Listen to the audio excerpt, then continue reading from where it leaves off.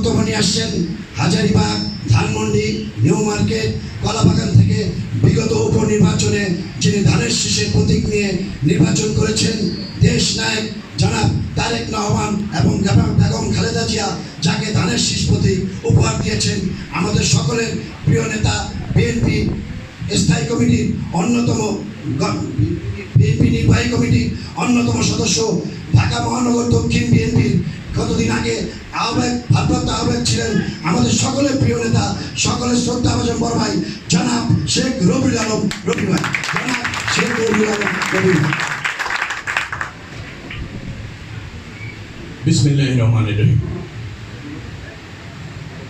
বাংলাদেশের জাতীয়তাবাদী দল 14 নম্বর ইউনিটের ওয়ার্ডের আপনার গজমহল ইউনিটের কর্তৃক আয়োজিত আজকের এই মত বিনিময় সভার সম্মানিত সভাপতি, যিনি আমার অত্যন্ত কাছের সহযোদ্ধা, আমার অত্যন্ত পছন্দের মানুষের একজন, প্রিয় জাহাঙ্গীর ভাই।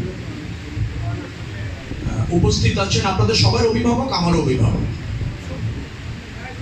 একটা ঐতিহ্যবাহী পরিবারে জন্ম, সর্দার পরিবার। ঢাকা শহর বিনির্মাণে আমার হিস্ট্রি যতটুকু জানা, 7টি পরিবারের একটা ঐতিহ্যবাহী ভূমিকা ছিল। তার একটা হলো সর্দার পরিবার, খলিল সর্দার পরিবার, যাদের খ্যাতি রয়েছে, সামাজিক কর্মে যাদের অবদান রয়েছে, সেই পরিবারেরই বা সেই বংশেরই যোগ্য উত্তরসূরি আমার অভিভাবক জনাব মুজিবুর রহমান মজু ভাই, বিশিষ্ট মুক্তিযোদ্ধা এবং হাজারীবাগ থানা বিএনপির সাবেক সভাপতি।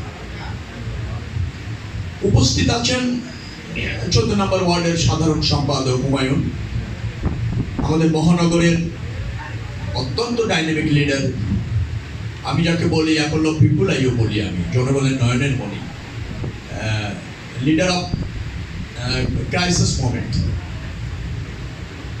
এবং ছাত্র নেতা বলতে যা বোঝায় তার পরিপূর্ণ যোগ্যতা যার মধ্যে আছে, আমাদের স্নেহের ছোট ভাই জ্যাকি। আরও আছেন, সবাইকে অ্যাড্রেস করতে চাই না, ইতিমধ্যে আপনারা পরিচয় পেয়েছেন। আমার মনে হয় যে সময় আর না ব্যয় করি। হাবিবুর আছেন, আপনাদের ওই জনতার কাউন্সিলর যাকে বলা হয়েছে, একটা ক্রাইসিস মোমেন্টে চরমভাবে নির্বাচনটা করেছিলেন ঝুঁকি নিয়ে, আপনাদের কাছে গিয়েছিলেন, আপনারা সমর্থন দিয়েছিলেন, ভোট দিয়েছিলেন, কিন্তু ওই সরকার তাকে বিজয়ী ঘোষণা করেনি। সেই নেতা আছেন হাবিবুর রহমান হাবিব।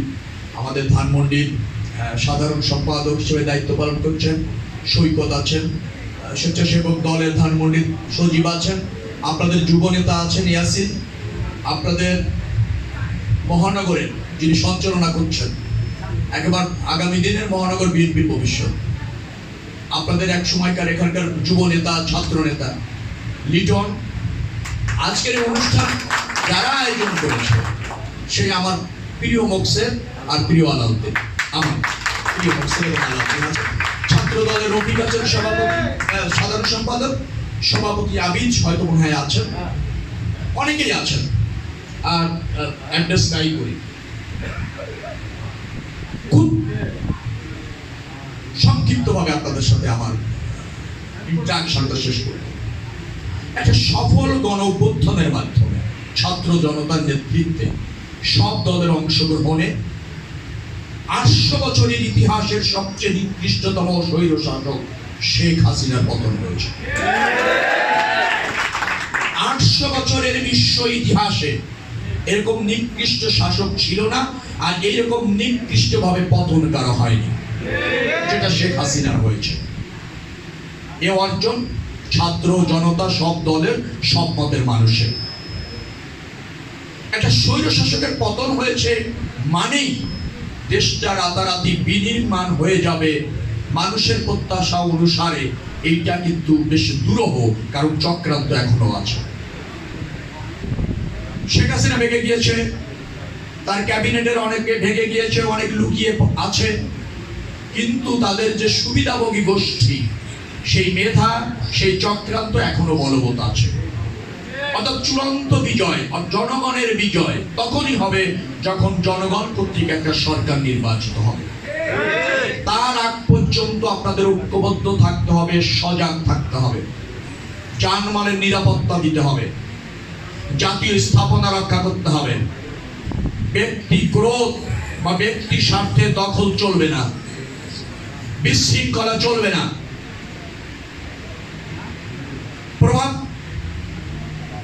খাটানো অথবা চাঁদাবাজি যাই বলেন না কেন, দুষ্কৃতকারীরা হাজারীবাগ 14 নম্বর এবং 22 নম্বর ওয়ার্ডে জনস্বার্থ বিরোধী কোনো কাজ করতে পারবে না। এটাই হচ্ছে আমাদের অঙ্গীকার। এই কাজটি করতে হবে সমন্বিতভাবে। আমি জানি গত 5 তারিখ থেকে ক্রমাগতভাবে বিএনপি তার অঙ্গ সংগঠনের নেতারা জনগণের পাশে থেকে এই কাজটি করছেন, যার ফলে এখন কিন্তু সম্পূর্ণ নিয়ন্ত্রণ এসে গিয়েছে। তারপরও আপনাদেরকে সজাগ থাকতে হবে, সক্রিয় থাকতে হবে। নির্দেশকার দেশনেত্রী বেগম খালেদা জিয়া এবং জননেতা জনাব তারেক রহমানের। বিএনপি জনগণের দল, জনগণের পাশে থাকবে, জনগণের নিরাপত্তা নিশ্চিত করবে এবং জনগণের ভোটে নির্বাচিত হবে। এটাই বিএনপির মূলনীতি। দখল, চাঁদাবাজি, সন্ত্রাস, নৈরাজ্য বিএনপি দলগতভাবে পছন্দ করে না, এই এলাকার বিএনপি নেতা কর্মীরাও পছন্দ করবে না। এটাই হচ্ছে আপনাদের কাছে দলের প্রত্যাশা। যদি কেউ এর ব্যত্যয় ঘটাতে চায় দলের নামে, কোন অঙ্গ সংগঠনের নামে, তা বরদাস্ত করা হবে না। সাংগঠনিক ব্যবস্থা নেওয়া হবে, আইনি ব্যবস্থা নেওয়া হবে। আপনারা ঐক্যবদ্ধ থাকবেন। আজকে বিএনপির মহাসচিব বলেছে যে আমরা পাড়া মহল্লায় একটা নিরাপত্তা ব্রিগেড করব, অর্থাৎ সেখানে রাজনীতিবিদ থাকবেন, সুশীল সমাজের প্রতিনিধি থাকবেন, সমাজের গণ্যমান্য ব্যক্তি থাকবেন, শিক্ষক থাকবেন, বিভিন্ন পেশার মানুষ থাকবেন। তারা ওই অঞ্চলে নিরাপত্তা শান্তি বজায় রাখার দায়িত্ব নেবে। কিন্তু রাজনৈতিক দল হিসেবে বিএনপিকে সেটা নেতৃত্ব দিতে হবে, বিএনপিকে সমন্বয়টা করতে হবে, বিএনপিকে অ্যাক্টিভ থাকতে হবে। সেটাই দলের নির্দেশ। বিচ্ছিন্ন কিছু ঘটনা ইতিমধ্যে ঘটেছে, এই রকমের আপনার বক্তব্য আছে। তবে ঢাকা 10 আসনে বিশেষ করে হাজারীবাগে খুব বেশি বিচ্ছিন্ন ঘটনা ঘটেছে এই দৃষ্টান্ত নাই। আমাদের হিন্দু ধর্মাবলম্বী ভাইদের সাথে আমার 3টি মিটিং হয়েছে, তারা বলেছে ভালো আছে। কোন মন্দির, থানা, জাতীয় গুরুত্বপূর্ণ স্থাপনা, কোন ব্যক্তির সম্পদের ক্ষতি এরকম হয়েছে বিধায় আমাদের জানা নাই। তারপরও দুষ্কৃতকারীরা বিভিন্ন এলাকায় তাণ্ডব ছড়ার চেষ্টা করেছে, ভীতি দেখাচ্ছে, চাঁদা দাবি করছে, এই অভিযোগ আছে।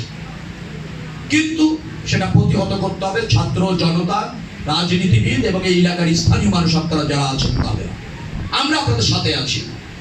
কোনো ভয়ের কাছে মাথা নত করবেন না। কোনো ভয় পেয়ে কারো হুমকিতে, কারো তাণ্ডবে ভীত হবেন না। বিএনপি নেতা কর্মীরা আপনাদের সাথে আছেন। আপনারা তাদের সাথে ঐক্যবদ্ধভাবে প্রতিহত করবেন।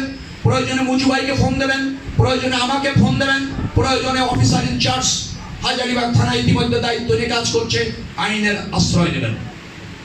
দুর্বল মনে করবেন না। এই এলাকায় চাঁদাবাজি, সন্ত্রাস, সাধারণ মানুষের জানমালের ক্ষতি প্রতিরোধ করার জন্য আপনারা আমরা সবাই ঐক্যবদ্ধ। কোন সন্ত্রাসী, কোন দুষ্কৃতকারীর কোন প্রভাবে এই এলাকায় চলবে না। এটা জনগণের এলাকা, জনগণের হাজারীবাগ, ছাত্র জনতার হাজারীবাগ, বিএনপির হাজারীবাগ। এটা আপনারা মাথায় রাখবেন। দ্বিতীয়ত একটা কথা বলে শেষ করতে চাই, সেটি হচ্ছে যে আমাদের ঐক্যবদ্ধ থাকা কিন্তু খুব গুরুত্বপূর্ণ। এখনো চক্রান্ত চলছে, আপনারা নিশ্চয়ই জানেন। আওয়ামী লীগের দুষ্কৃতীরা এখনো কিন্তু আড়ালে আবডালে এটা কুচক্রী মহলের সাথে মিশে তারা কিন্তু এটা নৈরাজ্য সৃষ্টি করার চেষ্টা করবে। কিন্তু বর্তমানে সরকারটি হয়েছে, সেই সরকারটি কিন্তু একটি ইথোরিয়াম সরকার, অর্থাৎ অন্তর্বর্তীকালীন সরকার। তারা পরিসরে ছোট, আকারে এবং মেয়াদে ছোট, প্রশাসনের মধ্যে এখনো পর্যন্ত গুছিয়ে উঠে নতুন করে নতুন উদ্যমে কাজ করবে তার কিছুটা ঘাটতি আছে। এই মুহূর্তে আমাদের দরকার সবার অবস্থান থেকে সরকারকে সহযোগিতা করা। আপনারা সেই সরকারকে সহযোগিতা করবেন, আইন শৃঙ্খলা বাহিনীকে সহযোগিতা করবেন, ভালো কাজের সাথে থাকবেন, দুষ্কৃতকারীদের প্রতিরোধ করবেন। এটাই হচ্ছে আপনাদের নাগরিক হিসেবে দায়িত্ব। যদি আপনারা সেই আপনাদের কাঙ্ক্ষিত বাংলাদেশটা, আপনারা যদি জনবান্ধব জনপ্রতিনিধি চান, আপনারা যদি সুশাসন চান তাহলে আপনাদের দরকার হচ্ছে দেশ নায়ক তারেক রহমানের সরকার, বেগম খালেদা জিয়ার সরকার। সেটি যদি আপনারা প্রতিষ্ঠিত করতে চান, একটা অবাধ নির্বাচন লাগবে। আর সেই অবাধ নির্বাচনের পরিবেশ তৈরি করার জন্য আমাদের এই যে ডক্টর ইউনূসের নেতৃত্বে একটা অভিজ্ঞ, নিরপেক্ষ, যোগ্য, দক্ষ সরকার কিন্তু গঠিত হয়েছে। অর্থাৎ এই সরকারই ভিত্তিটা রচনা করবে যে আগামী দিনের বাংলাদেশ কেমন হবে। সেই ভিত্তির উপর জনরায়ের ভিত্তিতে বিএনপি ক্ষমতায় এসে সেই কর্মসূচিগুলি বাস্তবায়ন করবে। তাহলেই বাংলাদেশে শান্তি হবে, গণতন্ত্র হবে, ভোটাধিকার হবে, সুশাসন হবে, নতুবা সেটা সম্ভব নয়। অর্থাৎ সময়টা কিন্তু বেশ সংবেদনশীল। এই সময় আমাদের দরকার হচ্ছে ঐক্য, ভুল বোঝাবুঝি চলবে না। সব মতের মানুষ, সব রাজনীতির মানুষ, সমাজের সব শ্রেণী পেশার মানুষ আমরা কাঁধে কাঁধ মিলিয়ে সমাজ এবং রাষ্ট্র উন্নয়নে কাজ করব, ন্যায়ের পথে থাকব, যেটা সঠিক তার পক্ষে অবস্থান নেব, গুজবে কান দেব না, ভীত সন্ত্রস্ত হব না এবং কোনো অবৈধ শক্তির কাছে মাথা নত করব না। এটাই হচ্ছে আমাদের লক্ষ্য। আপনারা এই এলাকার মানুষ, আপনাদের সাথে আমি আবারও বলছি যে আমার যে অভিভাবক, উনি আমারও অভিভাবক, উনি একজন প্রজ্ঞাবান রাজনৈতিক নেতৃত্ব। অনেকবার আপনারা এলাকায় ভোট দিয়ে 22-এ তাকে জনপ্রতিনিধি করেছেন, আপনাদের প্রত্যাশা পূরণে মুজিবাই কাজ করেছেন। আগামীতে আবারও এই 14-তে বিএনপির প্রার্থী হবে, আপনারা নির্বাচিত করবেন। নিশ্চয়ই এই প্রার্থী অথবা জনপ্রতিনিধি আপনাদের পাশে থাকবে, কথা দিয়ে যাচ্ছি। আমি এবং আমার দল এবং আমার এই স্থানীয় নেতৃবৃন্দ আপনাদের সাথে আছে।